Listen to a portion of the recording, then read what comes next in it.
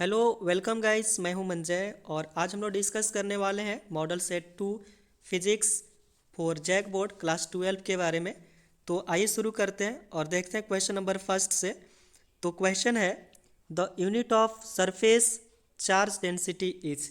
यहाँ पे पूछा कि जो सरफेस चार्ज डेंसिटी होता है जिसको सिग्मा से रिप्रेजेंट करते हैं उसका यूनिट पूछा है दोस्तों। ठीक है, तो अगर आपको फार्मूला याद रहेगा तो आप उसका यूनिट आसानी से निकाल सकते हैं। जो सरफेस डेंसिटी जो होता है, सरफेस चार्ज डेंसिटी जिसको सिग्मा से रिप्रेजेंट किया जाता है, और वह sigma is equal to formula होता है। ठीक है, sigma is equal to formula क्या होता है? चार्ज होता है मतलब क्यू बाई होता है उसका एरिया, मतलब क्यू बाई ए भी बोल सकते हैं। तो आप ऐसे बता सकते हैं जो चार्ज होता है, चार्ज का यूनिट होता है कूलम। ठीक है, और एरिया का यूनिट होता है मीटर स्क्वायर। ठीक है, तो आप यहाँ पे यूनिट क्या निकाल सकते हैं? Coulomb per metre square. ठीक है, यानी कि आप ऑप्शन में देखेंगे तो ऑप्शन सी जो होगा वो करेक्ट होगा। ठीक है, क्योंकि चार्ज डेंसिटी का जो फार्मूला होता है sigma is equal to Q by A, और क्यू दैट मीन्स होता है चार्ज, चार्ज का यूनिट होता है कूलम और एरिया का यूनिट होता है metre square. So surface charge density का जो यूनिट होगा वो होगा कूलम पर मीटर स्क्वायर। ठीक है, नेक्स्ट आगे बढ़ते हैं हम लोग। और नेक्स्ट क्वेश्चन की अगर हम लोग बात करते हैं तो यहाँ पे जो क्वेश्चन दिया गया है, point charge a point charge q is placed in an electric field of density E, the force experienced by the charge will be। बोल रहा है कि अगर एक पॉइंट चार्ज को किसी भी इलेक्ट्रिक फील्ड के इंटेंसिटी में अगर रख दिया जाए तो उस चार्ज पे कौन सा फोर्स और कितना फोर्स हम लोग को एक्सपीरियंस्ड होगा, है ना। सपोज मान लेते ये मेरा इलेक्ट्रिक फील्ड हो गया, इलेक्ट्रिक फील्ड डेंसिटी इसका सपोज मान लेते ई है। ठीक है, और यहाँ पे कोई एक चार्ज रख दिए जिसका जो पॉइंट चार्ज है उस क्या है, क्यू है। तो इस चार्ज पे कितना हम लोग को फोर्स अपीयर होगा, कितना फोर्स एक्सपीरियंस किए जाएंगे। तो यहाँ पे जो फोर्स एक्सपीरियंस किए जाएंगे वह फोर्स इक्वल टू होगा F equal to Q into E. ठीक है, क्यू इंटू ई होगा। ऐसे आप फोर्स इक्वल टू फार्मूला जानते होंगे, एफ इक्वल टू फार्मूला होता है ना, मास इनटू एक्सलरेशन, यानी कि मास दैट मीन्स यहाँ पे जो चार्ज रखा गया उसको रख दीजिए और किसके प्रेजेंस में रखा गया, ई के प्रेजेंस में, इसीलिए वहाँ पे उसके चलते फोर्स लग रहा है। इसीलिए यहाँ पे फार्मूला हो जाएगा Q इंटू ई, यानी कि सेकेंड ऑप्शन जो होगा वो करेक्ट होगा। ठीक है, और यदि क्वेश्चन नंबर थर्ड की अगर हम लोग बात करते हैं तो बहुत ही थर्ड जो क्वेश्चन है बहुत सिंपल सा क्वेश्चन है, आप यहाँ पे देख सकते हैं। और क्वेश्चन पूछा है for energy stored in capacitor which of the flowing relation is wrong. ठीक है, यहाँ पे पूछा है कि जो कैपेसिटर होता है वह एनर्जी को जो स्टोर करता है और उसमें रिलेशन जो यहाँ पे दिया हुआ है, फोर ऑप्शन दिया हुआ है, और फोर ऑप्शन में कौन सा ऐसा ऑप्शन है जो गलत है। ठीक है, यहाँ पे फोर ऑप्शन में कौन सा एक ऐसा ऑप्शन होगा जो गलत है। तो जो वहाँ पे जो कैपेसिटर द्वारा जो एनर्जी जो स्टोर किए जाते हैं, और वह energy U equal to formula जो होता है वह तीन होता है। एक होता है क्यू स्क्वायर बाई टू सी होता है। ठीक है, एक और फार्मूला एनर्जी को अगर और थोड़ा सा लिख दिया जाए तो वन बाई टू क्यू भी होता है। ठीक है, और एक और जो एनर्जी इक्वल टू जो फार्मूला होता है वो होता है वन बाई टू सी भी स्क्वायर। ठीक है, इतने तीन फार्मूला होता है, और इस तीन फार्मूला में से हम लोग देखेंगे कि इसमें कौन सा इसमें फार्मूला है जो सबसे डिफरेंट है। तो ए तो है, ए होता है, ए भी होता है, ए भी होता है, यानी कि यही जो है यह गलत है। इसका मतलब कि इसका जो ऑप्शन सी जो होगा यह सही होगा। यहाँ पे पूछा है कि कौन सा रिलेशन गलत है, तो ऑप्शन सी जो है वह गलत है, क्योंकि ऐसा रिलेशन नहीं होता है एनर्जी स्टोर्ड इन कैपेसिटर में। ठीक है, आगे बढ़े हम लोग। और क्वेश्चन नंबर फोर की अगर बात की जाए तो क्वेश्चन है in current electricity ohm's law is obeyed by all. यानी कि बोला है कि करंट इलेक्ट्रिसिटी में ओम्स लॉ जो ओबे करता है वह किस में करेगा। सॉलिड में तो नहीं करता है, आज तक कभी सॉलिड में पढ़े ही नहीं है, लिक्विड में भी नहीं पढ़े, है ना, गैस में भी नहीं पढ़े। यानी कि ओम्स लॉ जब भी ओबेड करेगा, मतलब वो लागू जब भी होगा तो वह मेटल्स में होगा और या फिर किसी न किसी कंडक्टर में होगा। यानी कि इसका ऑप्शन सेकेंड जो होगा वो सही होगा। ठीक है, बात समझ में आ रही है। और इसी प्रकार से अगर क्वेश्चन नंबर फाइव की अगर बात करते हैं तो यहाँ पे क्वेश्चन है the current of 2 ampere is flowing in a conductor, the number of electrons flowing per second will be. यानी कि कोई कंडक्टर है और उसमें करंट पास हो रहा है, that means I equal to दे दिया हुआ है 3.2 एम्पियर, ठीक है। और इसमें पूछा है कि टोटल नंबर ऑफ इलेक्ट्रॉन्स जो पास होंगे वह एक सेकेंड में टोटल कितने होंगे। तो number of electrons equal to एक फार्मूला होता है जो आप पढ़े भी होंगे, तो एन इक्वल टू एक फार्मूला होता है आई बाई ई, ठीक है। आई बाई क्या होता है ई, आई दैट मीन्स हो गया करंट, तो करंट यहाँ पे दिया हुआ है 3.2 एम्पियर, ठीक है। और ई का मतलब हुआ चार्ज ऑन इलेक्ट्रॉन या चार्ज ऑफ इलेक्ट्रॉन, तो होता है 1.6 इंटू 10⁻⁻19 कूलॉम्ब होता है। और इसी को थोड़ा सॉल्व कर देंगे, 1.6 अगर काट देंगे तो 2 से कट जाएगा और 10 का पावर माइनस ऊपर चला जाएगा तो पॉजिटिव हो जाएगा। यानी कि ऑप्शन अगर हम फर्स्ट की अगर बात करते हैं तो 2 इंटू 10⁻19 आएगा, ठीक है। आप यहाँ पे इसको सॉल्व कर लेंगे, सॉल्व करना ही क्या है, ठीक है। तो यानी कि इसका जो ऑप्शन फर्स्ट जो होगा वो करेक्ट होगा, ठीक है। आगे बढ़े हम लोग। और क्वेश्चन नंबर यदि 6 की अगर बात करते हैं तो Wheatstone bridge is use to measure, है ना। पूछा है कि जो व्हीट स्टोन जो ब्रिज होता है वह किसके लिए मेजर किया जाता है। तो पहली बात कि व्हीट स्टोन ब्रिज में जो मेजर किया जाता है वो रेसिस्टेंस को मेजर किया जाता है। अब रेसिस्टेंस बोल दे तो रेसिस्टेंस में आपका हाई भी हो सकता है, लो भी हो सकता है, यानी कि हाई एंड लो रेसिस्टेंस दोनों हो सकते हैं, इसीलिए ऑप्शन 3 जो होगा वो करेक्ट होगा। बात समझ में आ रहा है, जो व्हीट स्टोन ब्रिज जो होता है उसमें लो और हाई दोनों को मेजर किया जाता है, इसीलिए ऑप्शन 3 जो होगा वो करेक्ट होगा। उसी प्रकार से अगर 7 नंबर की अगर बात करते हैं क्वेश्चन 7 की, तो बोला है कि the magnitude of the magnetic field be inside a long solenoid carrying a current I is, कर है कि अगर एक सोलेनॉइड है और उसके इनसाइड में करंट अगर आई पास हो रहा है तो आपको मैग्नीट्यूड बताना है, ठीक है। तो मैग्नीट्यूड ऑफ मैग्नेटिक फील्ड, ठीक है। तो वहाँ पे जो बी होगा, बी इक्वल टू कौन सा फार्मूला होगा, ठीक है। तो आप यहाँ पे देख लेंगे जो बी इक्वल टू जो फार्मूला आएगा वो आएगा म्यू नॉट इंटू एन आई, ठीक है। म्यू नॉट होता है आपका एक कॉफिशिएंट होता है, एन मतलब नंबर ऑफ टर्न्स हो गए ऑफ वायर हो गया, और आई का मतलब हुआ कंडक्टर, ठीक है। तो जो यहाँ पे बी इक्वल टू जो फार्मूला होगा मैग्नेटिक फील्ड इक्वल टू होगा म्यू नॉट एन आई, ठीक है। यहाँ तक बात समझ में आ रही है, आगे बढ़े। और क्वेश्चन नंबर 8 की अगर बात की जाए तो बोला कि in cyclotron the maximum kinetic energy of the accelerated particles, ठीक है। जो साइक्लोट्रॉन होता है उसमें जो मैक्सिमम जो एनर्जी होगा, काइनेटिक एनर्जी जो होगा वो जो पार्टिकल्स होगा उससे कितना एक्सेलरेट होगा, ठीक है। तो वहाँ पे जो मैक्सिमम जो एनर्जी जो काइनेटिक एनर्जी जो एक्सेलरेट होगा पार्टिकल्स द्वारा वो होगा Q square B square R square by 2m, ठीक है। आप साइक्लोट्रॉन यदि पढ़े होंगे तो वहाँ पे ये चीज़ आप जरूर पढ़े होंगे, काइनेटिक एनर्जी इक्वल टू कितना फार्मूला में आएगा, तो यानी कि इसका जो ऑप्शन 4 होगा वो करेक्ट होगा, ठीक है। और क्वेश्चन नंबर 9 की अगर बात करते हैं तो बोला है कि Henry is the unit of, Henry जो होता है वो किसका यूनिट होता है, ठीक है। तो जो हेनरी होता है वह आपका सेल्फ इंडक्टेंस का भी होता है, म्यूचुअल इंडक्टेंस का भी होता है, इसका मतलब कि दोनों के लिए होता है, ठीक है। यानी कि ऑप्शन 3 जो होगा वो करेक्ट होगा, ठीक है। और यहाँ पे जो क्वेश्चन नंबर 10 है, और क्वेश्चन नंबर 10 की अगर बात करते हैं हम लोग तो क्वेश्चन है the frequency of rotation for the generator in India, ठीक है। इंडिया का जो डायनोमो होता है, इंडिया में जो रोटेशन होता है फ्रीक्वेंसी का वो जनरेटर द्वारा, उसका फ्रीक्वेंसी कितना होता है, ठीक है। फ्रीक्वेंसी यहाँ पे रोटेशन फॉर जनरेटर फ्रीक्वेंसी का मतलब होता है कि जो हम लोग अल्टरनेटिंग जो करंट लाते हैं उस अल्टरनेटिंग करंट में पॉजिटिव नेगेटिव कोई भी हो जाता है, इसका मतलब कि पॉजिटिव नेगेटिव जो उसका पोल्स होता है वो एक सेकेंड में बहुत बार रोटेट करता है ना, बहुत बार वो चेंज होता रहता है, तो उसी को बोलते हैं फ्रीक्वेंसी ऑफ रोटेशन। और इंडिया की अगर खासकर अगर बात करते हैं तो इंडिया में होता है 60 के आसपास, मतलब 50 एंड 60 के बीच में होता है, तो ऑलमोस्ट हम लोग 60 बोल सकते हैं। वैसे 60 आपका यूएसए का भी होता है, यूएसए में भी जो करंट जो सप्लाई होता है उसका जो फ्रीक्वेंसी होता है वो भी 60 हर्ट्ज ही होता है ना। बाकी और जो 50 हर्ट्ज होते हैं आपका यूरोपियन जो कंट्री है उसमें जाता है।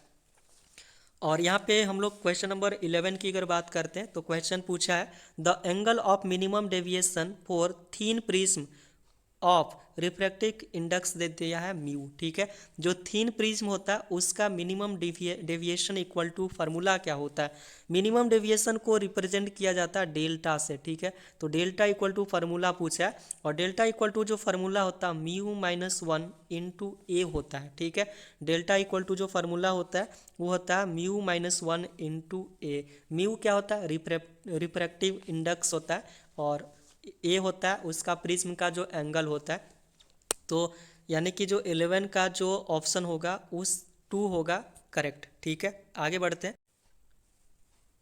और 12 की अगर बात करते हैं, करा कि in compound microscope the image form between the objective and the eyepiece is, बोला है कि यहाँ पे जो कंपाउंड माइक्रोस्कोप हो जो है, और उस कंपाउंड माइक्रोस्कोप में जो इमेज जो फॉर्म होते हैं वह आखिर हम लोग को जो दिखाई देता है कैसा दिखाई देता है, और किस टाइप के इमेज फॉर्म होते हैं, ठीक है। तो यहाँ पे कंपाउंड माइक्रोस्कोप की अगर बात करते हैं तो वहाँ पे जो इमेज जो फॉर्म होते हैं, पहली बात कि हम लोग को दिखाई देता है मतलब वो रियल होता है और इन्वर्टेड होता है, और जो ऑब्जेक्ट होता है उस ऑब्जेक्ट से काफ़ी ज़्यादा बड़ा होता है। यानी कि जो इमेज बनेगा रियल बनेगा, इन्वर्टेड बनेगा, इन्वर्टेड का मतलब होता है उल्टा बनेगा, और बहुत ही बड़ा बनेगा मतलब मैग्नीफाइंग बनेगा, ठीक है। इसलिए इसका जो ऑप्शन 3 जो होगा वो करेक्ट होगा, ठीक है। और क्वेश्चन नंबर 13 की अगर बात करते हैं तो which of the following phenomena establish the particle nature of light, ठीक है। तो यहाँ पे अगर पार्टिकल्स की अगर बात करता है, लाइट के बेसिकली अगर पार्टिकल्स की अगर बात करता है तो वो होता है पोलराइजेशन, ठीक है। यहाँ पे इंटरफेरेंस भी होता है, डिफरेंस भी होता है, मतलब डिफ्रैक्शन भी होता है, फोटो इलेक्ट्रिक इफेक्ट भी होता है, और जितने भी फिनोमेनन होता है सारा का सारा पोलराइजेशन में ही होता है। यानी कि इसमें भी सब होगा सही, 1 भी हो सकता है, 2 भी हो सकता है, 4 भी हो सकता है, बट करेक्ट जो होगा वह 3 होगा, क्योंकि पोलराइजेशन का ही सारे के सारे पार्ट होते हैं, ठीक है। तो जो अगर पार्टिकल्स ऑफ नेचर की अगर बात करता है लाइट का बेसिकली, तो हमेशा याद रखेंगे वह पोलराइजेशन ऑफ लाइट होता है, ठीक है। आगे बढ़ते हैं हम लोग, और क्वेश्चन नंबर 14 की अगर बात करें तो क्वेश्चन है the ratio of the intensity of two lights wave is 16.9, ठीक है, and the ratio of the maximum and the minimum intensity in their interference pattern will be, ठीक है। यहाँ पे पॉइंट नहीं होगा, वो डिवाइड में होता है ना। यानी कि यह जो रेशियो है रेशियो में दिया हुआ है, वो गलत लिख दिया है 16.9 है ना, वहाँ पे रेशियो होगा 16:9 होगा, ठीक है। यानी कि 16:9 दिया हुआ है, पॉइंट नहीं है, ठीक है। तो यानी कि यहाँ पे जो वैल्यू दिया हुआ वो है I1/I2 का, है ना, I1/I2 का वैल्यू दिया हुआ है वो है 16/9, ठीक है। तो यहाँ पे पूछा कि I maximum by I minimum का वैल्यू क्या होगा, मतलब ratio of maximum and minimum intensity interference pattern will be, ठीक है।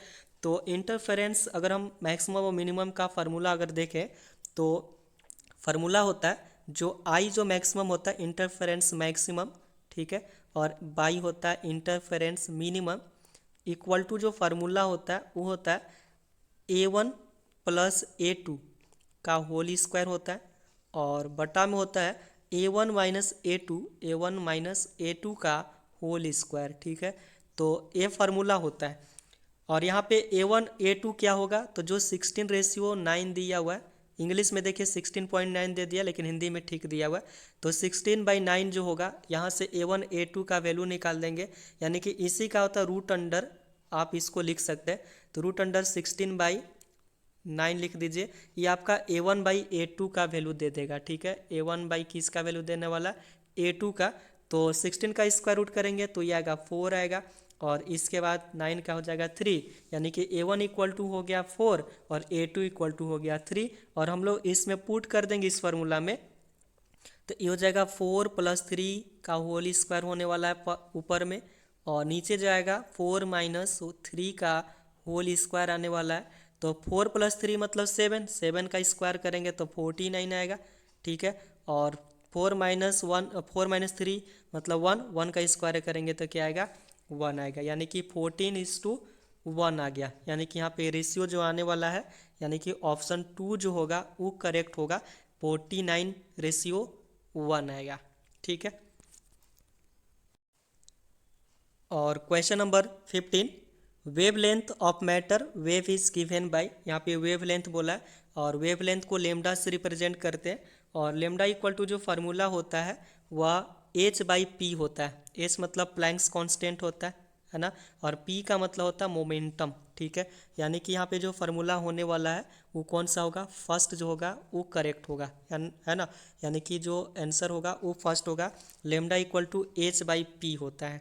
16 में the stability of nucleus is decided by, ठीक है, जो स्टेबिलिटी होता है न्यूक्लियस का उस किसके द्वारा डिसाइड किया जाता है, तो वह होता है बाइंडिंग एनर्जी के थ्रू उसको डिसाइड किया जाता है। ठीक है, यानी कि उसके अंदर कितना स्ट्रॉन्ग फोर्स लग रहा है, कितना स्ट्रॉन्ग उसके पास एनर्जी है, तो उसी एनर्जी से इसको डिसाइड किया जाता है।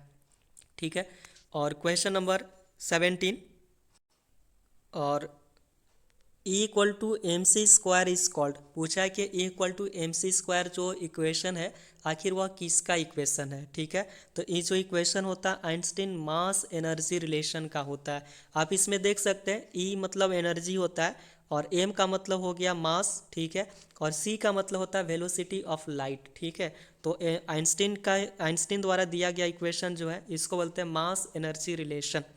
ठीक है, और 18 की बात करते हैं, the decay constant of radio active substance in lambda it's half life time. ठीक है, तो जो यहाँ पे रेडियो एक्टिव सब्सटेंस होता है वो जिसको बोलते हैं लेमडा से रिप्रेजेंट करते हैं, तो उसका हाफ लाइफ पीरियड पूछा है, हाफ लाइफ टाइम पूछा है। ठीक है, तो हाफ लाइफ टाइम जो होता है वो होता है log 2e बाई लेमडा। ठीक है, हाफ लाइफ जो टाइम होता है वो क्या होता है log 2e बाई लेमडा, यानी कि log 2 होता है और उसके बेस में होता है ई, है ना, तो इसमें बोल सकते हैं log 2 बाई लेमडा।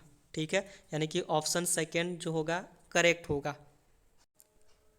और question number 19, electric conduction in semiconductor is due to, है ना, जो सेमी कंडक्टर में जो इलेक्ट्रिक कंडक्शन होता है वो किसके कारण होता है, तो वह होता है होल्स के थ्रू। ठीक है, होल्स यानी कि होल्स के कारण उसमें इलेक्ट्रिक कंडक्शन होता है सेमी कंडक्टर में। ठीक है, और question number 20, the number of outcomes in logic gate is, ठीक है, बोल रहा है कि जो लॉजिक गेट होता है उसमें नंबर ऑफ आउटकम्स कितने हो सकते हैं, तो आउटकम्स मतलब सबसे पहले आप ये चीज़ जान लीजिए कि लॉजिक गेट जो होता है वह 3 होता है। ठीक है, एक और गेट होता है, एंड गेट होता है और नॉट गेट होता है, और उसमें जो इनपुट जो होता है, इनपुट उसमें किसी में एक भी होता है, किसी में दो भी होता है ना, लेकिन आउटकम्स जब भी आता है वो हमेशा आपको एक ही मिलने वाला है। ठीक है, चाहे तो 0 मिलेगा चाहे तो 1 मिलेगा। ठीक है, इसके अलावा और कुछ नहीं होता है, यानी कि जो उसका आउटकम्स होता है वो हमेशा एक ही होता है, ध्यान रखेंगे। ठीक है, और अब आगे बढ़ते हैं हम लोग सेक्शन बी की तरफ, जिसमें क्वेश्चन पूछा है fill in the blanks by choosing correct word. ठीक है, यानी कि उसके बगल में कुछ वर्ड दिया हुआ है और उसी को करेक्ट करके आपको उसमें पुट कर देना है, फिल कर देना है। ठीक है, तो बढ़ते हैं आगे, और क्वेश्चन नंबर 21 में देख सकते हैं, पूछा कि जो एसआई यूनिट जो होता है कैपेसिटेंस का वह क्या होता है, जो एसआई यूनिट जो कैपेसिटेंस का जो होता है वो फैराड होता है ना, यदि आप चैप्टर पढ़े होंगे तो उसका यूनिट भी आपको पता ही होगा। एंड सेकेंड में देखा जाए 22 में देखा जाए तो यहाँ पे एक ब्लैंक्स है, पूछा है give the amount of charge flowing per second per unit area normal to follow. ठीक है, फ्लो, यानी कि वहाँ पे पूछा है कि पर यूनिट जो एरिया होता है उसमें जो चार्ज जो फ्लो होता है पर सेकेंड उसको क्या बोलते हैं, तो एरिया की बात कर दिया इसीलिए इसको बोलेंगे करंट डेंसिटी। ठीक है, एरिया की बात बोला है इसीलिए होगा करंट डेंसिटी, एरिया की बात नहीं कहता तो उसमें होता है करंट इलेक्ट्रिसिटी। ठीक है, 23 में पूछा है the magnitude of the magnetic field B due to circular coil of radius R carrying current I at the centre, यानी कि यहाँ पे पूछा है कि अगर सपोज मान लेते हैं कि कोई अगर सर्कुलर अगर वायर है उसका रेडियस सपोज मान लेते हैं कि आर है, तो उसके सेंटर पे और इस कंडक्टर में सपोज करंट भी पास हो रहा है, आई पास हो रहा है। ठीक है, मैग्नेटिक फील्ड भी बी दिया हुआ है, तो पूछा कि इसके सेंटर पे जो जो मतलब मैग्नेटिक फील्ड जो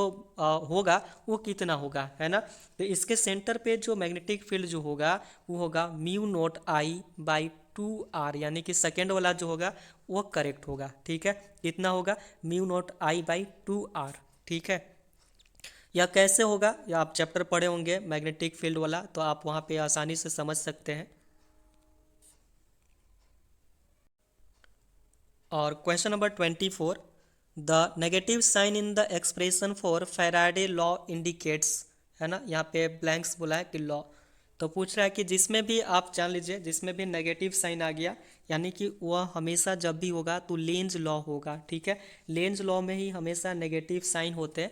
length law equal to formula होता है ना, जो ई इक्वल टू फार्मूला होता है -n, ठीक है, और होता है पार्शियल डिफरेंशिएशन होता है d/b, ठीक है, d/b, और बाई में होता है उसको dt, ठीक है, तो बाई होता है dt, यानी कि नेगेटिव हो गया तो नेगेटिव साइन रिप्रेजेंट करता है लेंज लॉ को। ठीक है, आगे बढ़ते हैं। और क्वेश्चन नंबर 25 बोला कि Einstein photo electric equation is in accordance with, ठीक है, तो बोल रहा है कि जो आइंस्टीन का फोटो इलेक्ट्रिक जो इक्वेशन होता है आखिर वह किसके चलते होता है, मतलब वो किस लिए होता है। तो आप वहाँ पे देख सकते हैं, वहाँ पे दो ऑप्शन दिया हुआ है, एक है मास कंजर्वेशन और एक है एनर्जी कंजर्वेशन। तो आप फोटो इलेक्ट्रिक इफेक्ट में देखेंगे तो मास से तो कोई मतलब ही नहीं होता है ना, तो उसमें क्या होता है, एनर्जी से मतलब होता है, इसलिए इसका कौन सा ऑप्शन होगा, एनर्जी कंजर्वेशन जो होगा वो करेक्ट होगा। ठीक है, एनर्जी कंजर्वेशन वाला जो होगा वो करेक्ट होगा। और question number 26, the difference in mass of nucleus and it's constituent is called, ठीक है, बोल रहा है कि जो डिफरेंसेस होता है वो किस, मतलब न्यूक्लियस ऑफ मास और उसके कंस्टिट्यूएंट ऑफ पार्टिकल्स में, तो उसको क्या बोलते हैं, तो उसको मास की बात बोला है और मास में डिफरेंस की बात बोला है, इसीलिए इसका ऑप्शन क्या होगा, मास डिफेक्ट। ठीक है, मास डिफेक्ट का मीनिंग ही होता है मास डिफरेंस। ठीक है, तो यहाँ पे जो ऑप्शन सेकेंड वाला जो होगा मास डिफेक्ट वो करेक्ट होगा। और 27 में पूछा है द, मतलब addition of the desirable impurities atom in a pure semiconductor is called, ठीक है, यानी कि जो सेमीकंडक्टर में जो इम्प्योरिटी जो मिलाया जाता है उसको क्या बोलते हैं, वो जो प्रोसेस होता है उसको क्या कहते हैं, तो उसको बोलते हैं डोपिंग। ठीक है, जो प्योर, जो उसमें प्योर जो सेमीकंडक्टर में जो मिलाया जाता है एटम्स को, वो जो प्रोसेस होता है उस प्रोसेस को बोला जाता है डोपिंग। ठीक है, तो दोस्तों आई होप कि यह वीडियो आपको अच्छा लगा होगा और आपको जानने को भी कुछ मिला होगा। तो यदि आपको अच्छा वीडियो लगा होगा तो आप मेरे चैनल को सब्सक्राइब कर सकते हैं, लाइक भी कर दीजिएगा और शेयर भी कर दीजिएगा। ठीक है, मिलते हैं नेक्स्ट वीडियो में, तब तक के लिए बाय।